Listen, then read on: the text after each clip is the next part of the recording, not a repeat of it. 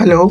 तो आज के इस वीडियो में हम देखने वाले हैं कि स्टॉक एंड अकाउंट ग्रुप में आप बैंक से निकाले हुए पैसे की एंट्री कैसे कर सकते हैं। अब चाहे वो आपने किसी कस्टमर को बैंक से दिया हो या खुद कैश निकाला हो, तो दोनों तरह की एंट्री अपन देखने वाले हैं। तो उसके लिए आपको होम पेज पे शॉर्टकट दे रखा है ऐड बैंक विड्रॉ।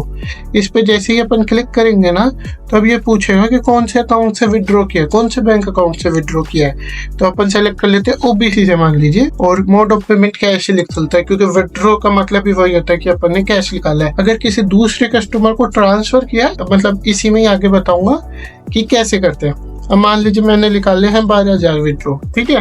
अमाउंट डाल दिया, कुछ रेफरेंस डालना चाहिए डाल सकता हूँ, तारीख वगैरह आप अपने हिसाब से आगे पीछे सेलेक्ट कर सकते हो। ऐड विड्रॉ कर दूंगा, तो अब इसका बैलेंस 28,000 हो गया, इसका 18,000 और इसका 10,000। अब अपन अकाउंट्स में जाके और ओबीसी पे सेलेक्ट करूंगा, तो ये पूरी लेजर मिल जाएगी इसकी कि विड्रॉ की एंट्री आ गई 12,000 की, कैश निकाला था। और कैश में देखूंगा तो विड्रॉ आ गया 12,000 का, वो डेबिट हो गया, मतलब उसके में आ गया। तो यानी अपना कैश का काम हो गया कि कैश अपन ने निकाल लिया, विड्रॉ की एंट्री भी देख ली। ठीक है जी, ये चीज समझ में आ गई कि विड्रॉ कैसे करते हैं। अब जो ये मैं शॉर्टकट्स बता रहा हूँ वो सारे यहाँ पे भी मिलते हैं, बस मैं वो होम पे ही आपको सारा कुछ बता रहा हूँ ताकि आपके जनरली होम पे ही सारा काम हो जाए। अब मान लीजिए किसी कस्टमर को अपन ने पेमेंट की, वो अपने एसबीआई वाले बैंक अकाउंट से की, तो मैं क्या करूंगा, पेमेंट आउट पे क्लिक करूंगा।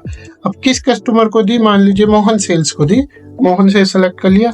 कितने दिए, 8,000 दिए। कैसे दिए, कैश दिया नहीं जी, चेक दिया।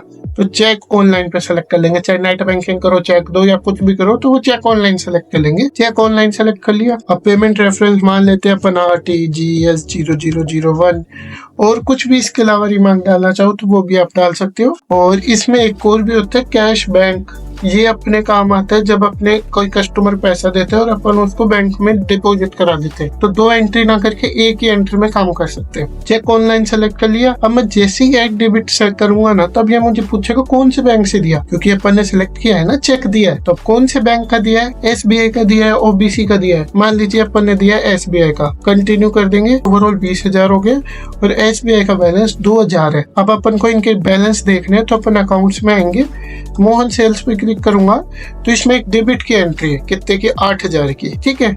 इससे क्या हुआ, इसका बैलेंस इंक्रीज हो गया।